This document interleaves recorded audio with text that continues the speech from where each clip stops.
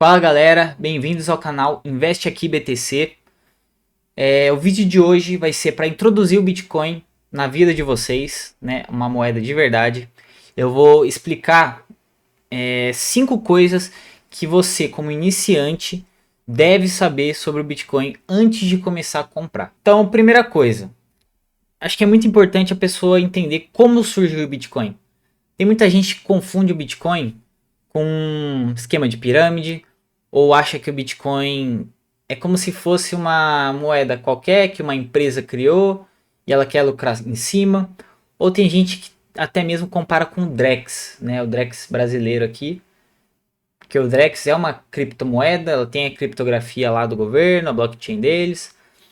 E não, o Bitcoin não é isso, tá longe de ser isso. O Bitcoin ele surgiu com uma pessoa ou um grupo de pessoas, uma entidade, a gente não sabe ao certo, mas a gente nominou essa pessoa como o grupo, né, como Satoshi Nakamoto. Qual que é a intenção desse cara? Ele criou, né, insatisfeito na verdade com o sistema fiat, o sistema fiduciário do mundo, né? O sistema fiduciário é a moeda real, a moeda dólar, a moeda que o governo imprime e ele fala que o papel colorido vale tanto, você fala então vale tanto, e daqui a um tempo ele vale menos porque ele inflacionou, porque ele imprimiu mais, você não estava nem sabendo. E cansado desse sistema, o Satoshi Nakamoto criou o Bitcoin. Só que antes dele lançar o Bitcoin no mercado, ele fez um arquivo chamado White Paper do Bitcoin. Esse White Paper é basicamente revelando, né, toda a programação do Bitcoin, quantos Bitcoins vão ter no mundo, como ele vai funcionar, como ele vai ser minerado, como ele vai ser transacionado, o porquê que ele é, né, uma moeda de verdade, e nem se compara com a moeda fiduciária que a gente tem hoje no sistema, a moeda mentirosa, a moeda da mentira. Por que o Bitcoin ele é tão valioso? Por que diferente do real, que desde o lançamento do real, né, 30 anos atrás, a gente perdeu mais de 80% do valor do real? Por que o Bitcoin é o contrário? Por que ele nunca desvalorizou e na verdade ele só tende a valorizar, né, sem um teto para a gente precificar? Porque o Bitcoin ele é escasso. Diferente da moeda fiduciária, o Bitcoin ele vai ter um limite de Bitcoins circulantes no mundo. E esse limite vai ser de 21 milhões de Bitcoins. Esses Bitcoins eles são minerados, né, pelos mineradores de Bitcoin, e assim o Bitcoin entra em circulação no mercado. Ele é valioso principalmente pelo fato de ser uma moeda descentralizada.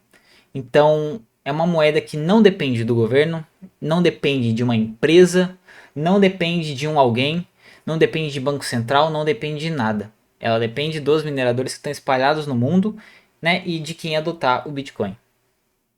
Então, ela é uma moeda feita para fugir desse sistema fiat. E é por isso, né, por principalmente não inflacionar, né, a gente não vai ter mais de 21 milhões de bitcoins no mundo. Então, ela é como se fosse uma commodity.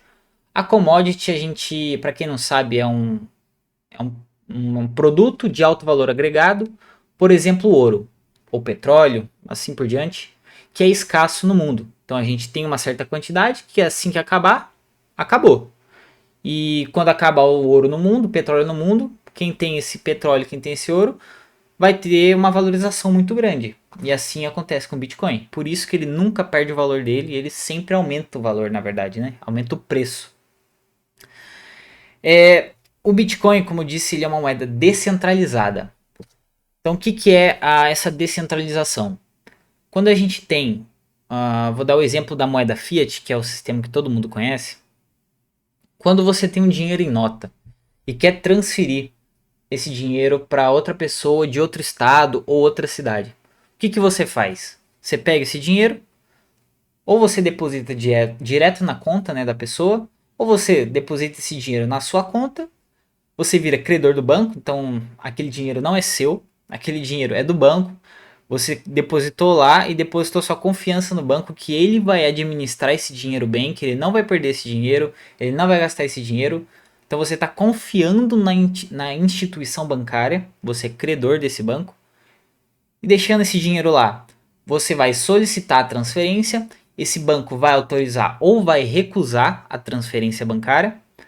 E assim que ele confirmar, no caso, ele transfere para a conta da outra pessoa. E se a outra pessoa quiser sacar, ela vai ter que perguntar para o banco se pode sacar, porque dependendo do valor, nem isso você pode. E ele autoriza ou ele nega o saque desse dinheiro. E essa pessoa recebe o dinheiro na conta dela. Agora, o Bitcoin ele não funciona assim. Como que funciona a transação do Bitcoin? Como que eu confirmo, né? Como que quem administra, né, essa transação entre uma pessoa e outra pessoa? Basicamente, os tão famosos mineradores de Bitcoin. O Bitcoin ele está num sistema chamado blockchain. Esse sistema ele é literalmente a criptografia dele. São blocos, né, de Bitcoin, onde você faz uma transação. Então esse bloco, né, com a quantidade de Bitcoin passa numa máquina de hardware, né, de mineração de Bitcoin, e esse bloco é confirmado nessa máquina. Após isso, é criado um outro bloco, né? Depois dessa confirmação é criado um outro bloco, e esse bloco passa para outra máquina de hardware, né, de mineração, e é confirmado esse bloco. E vai fazendo essa cadeia de blocos, né, literalmente uma corrente de blocos, é por isso que chama blockchain. Então quando alguém falar blockchain do Bitcoin, ou blockchain, né, no geral de criptomoedas, você já sabe o que é essa criptografia em blocos. Então vão formando vários bloquinhos um atrás do outro, e essas pequenas confirmações que no final vão fazer com que você consiga transferir os seus bitcoins para uma outra pessoa. E a intenção do Satoshi Nakamoto era fazer com que essas pessoas que gastaram dinheiro, estão gastando energia, né? Gastaram dinheiro com hardware, estão gastando dinheiro com energia, elas possam lucrar. Afinal, essas pessoas espalhadas no mundo não é um lugar só, são várias pessoas. Eu na minha máquina consigo minerar Bitcoin. Essas pessoas espalhadas no mundo têm que ser recompensadas por estar trabalhando. Então a gente paga, né, as famosas taxinhas de rede, que a cada bloco minerado a gente paga uma taxa de rede. Essa taxa vai variar de acordo com a oferta e demanda, e se a rede estiver muito congestionada, né, tiver muita demanda, o valor da rede aumenta, então você paga mais taxas, e se tem pouca gente transacionando, você paga menos taxas. Então é assim que funciona a transação do Bitcoin e a descentralização dele. Então a gente não tem uma entidade, uma instituição, uma empresa, um governo que decide e que autoriza a sua transação.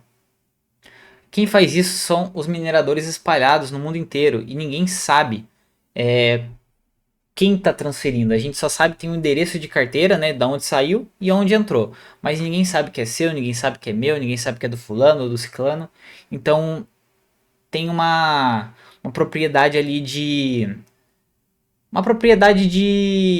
sigilo, né, muito maior do que o sistema fiduciário.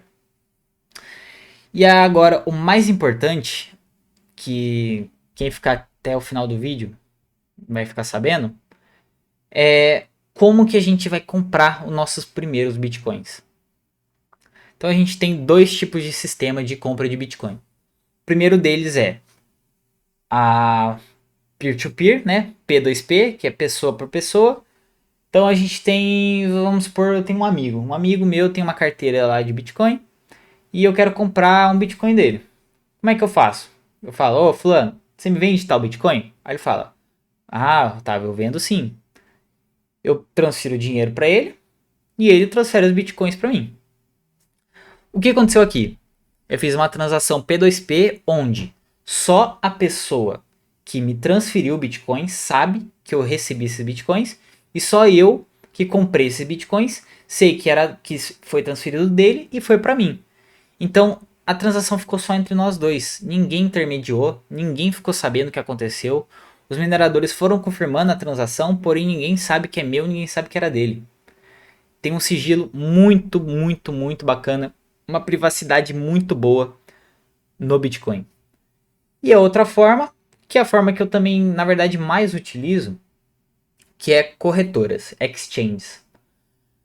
Eu vou fazer o próximo vídeo vai ser um vídeo só sobre exchange, né? Como você vai escolher uma exchange, o porquê que você vai escolher ela e como fazer a primeira compra de Bitcoin.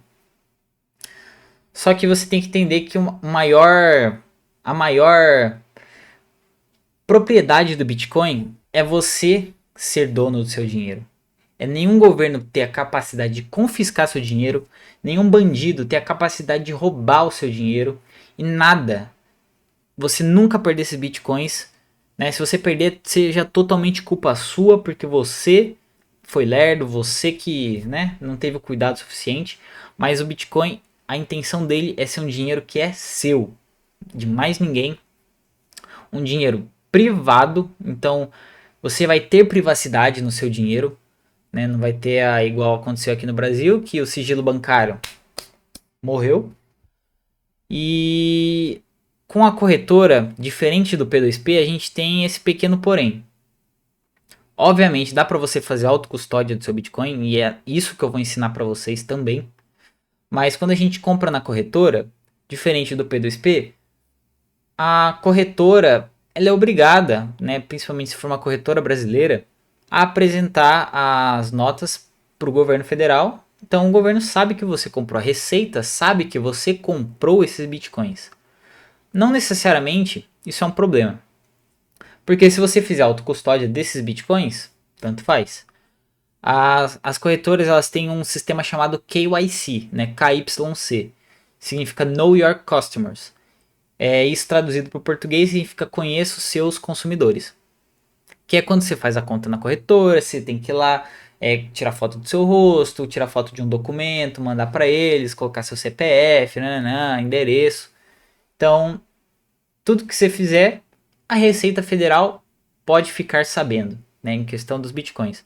Só que aí que tá, se você sacar esses bitcoins, acabou. A Receita Federal vai confiscar como? Fala pra mim. Você vai falar, ele vai falar, daí não sei o que, a gente sabe que você tem Bitcoin, passa pra nós. Vai falar, esqueci minhas chaves, esqueci minhas senhas.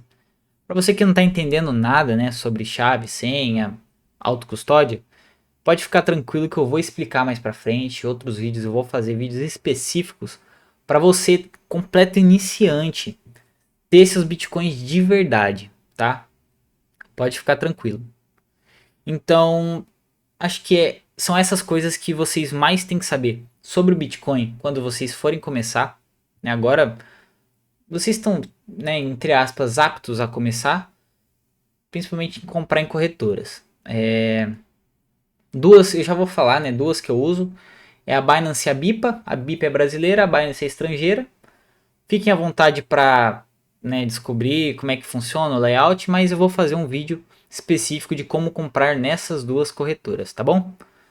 Então é isso, espero que vocês tenham gostado. Deixe um comentário aqui do que vocês querem ver que eu explique sobre o Bitcoin, se vocês querem logo um vídeo da autocustódia, se vocês querem entenderem mais, né, como funciona a blockchain, eu falei bem resumido. Ou se vocês querem, sei lá, ver uma corretora específica, algo específico, deixa aqui no comentário. Se você gostou do vídeo, deixa o like, se inscreve no canal, isso vai fortalecer demais, ainda mais que está no começo. Espero que você tenha gostado, até os próximos vídeos. Lembra, o próximo vai ser a corretora do Bitcoin, tá? Vou ensinar como você vai mexer na Binance e na BIPA. Então é isso, valeu, falou, é nóis, fui!